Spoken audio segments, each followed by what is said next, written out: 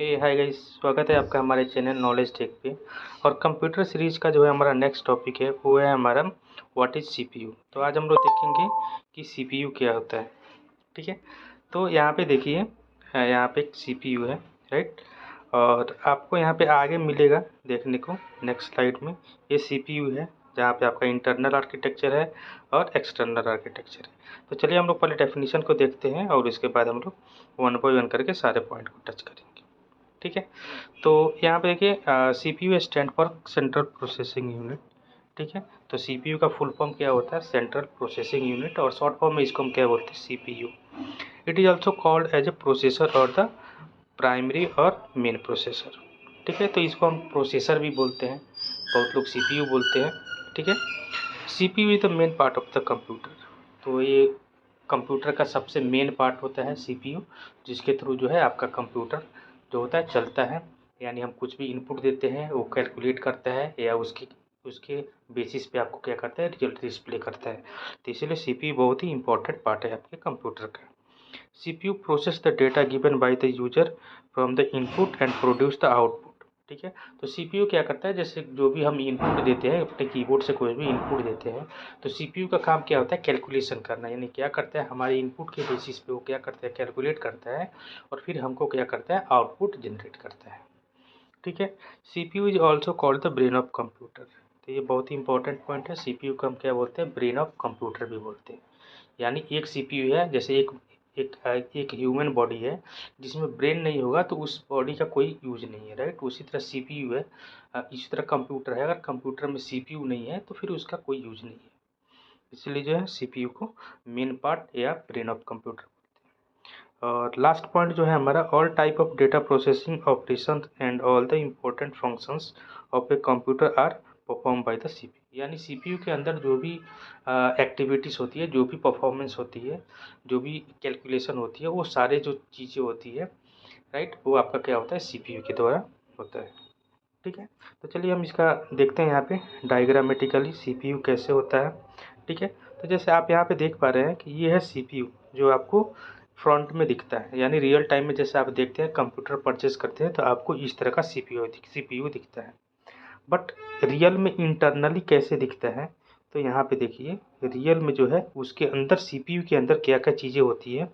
तो ये देखिए, यहाँ पे सीपीयू है, ठीक है, और उसके अंदर देखिए ये एलयू है, कंट्रोल यूनिट है, और मेमोरी होती है। यानी इसमें बहुत सारे सर्किट्स होते हैं। आपका प्रोसेसर जो होता है इंटेल प्रोसेसर, जैसा आप देखो उस तरह का होता है। तो एक कंप्लीट मदरबोर्ड होता है और उसमें ये सारी चीज़ें क्या होते हैं? इंटीग्रेटेड होती है।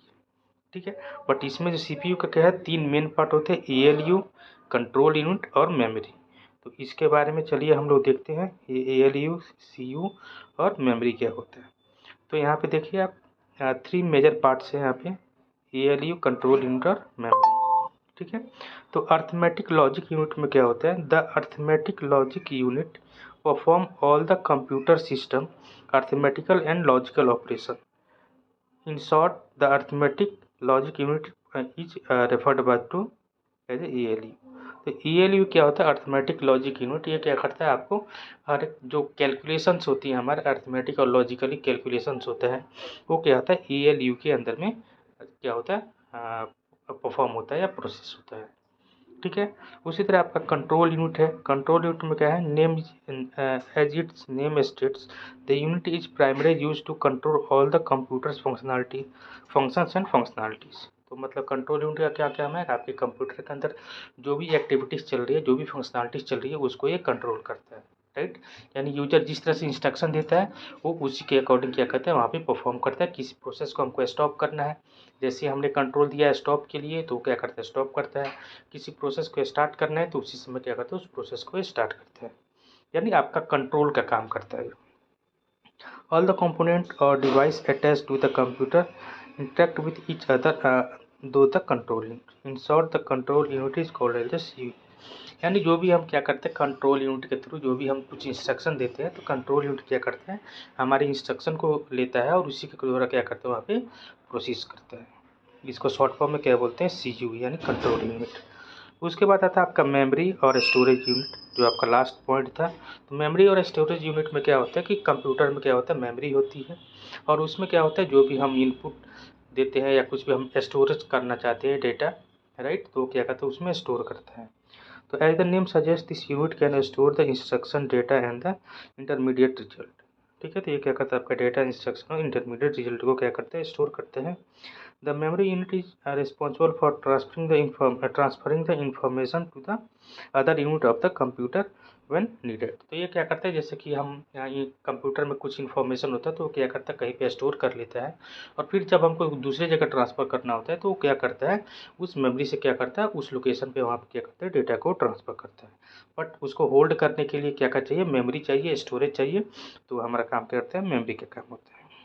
It is also known as the internal storage unit, the main memory or the primary storage of the random access memory, as all these are the storage device। जैसे आपने देखा होगा कि मेमोरी में क्या होता है, जैसे प्राइमरी मेमोरी, सेकेंडरी मेमोरी, ये क्या होता है, सब पार्ट ऑफ द मेमोरी है, राइट। इसमें आपको कैसे मेमोरी भी होता है, राइट। तो ये सब क्या है, आपके मेमोरी के पार्ट है जो हम अपकमिंग वीडियोस में इन पर डिटेल्स में देखेंगे। तो हमारा वीडियो कैसा लगा, kindly like and subscribe my channel, और कमेंट करके बताइए कि आपको किस तरह की क्वेरी है। तो थैंक यू।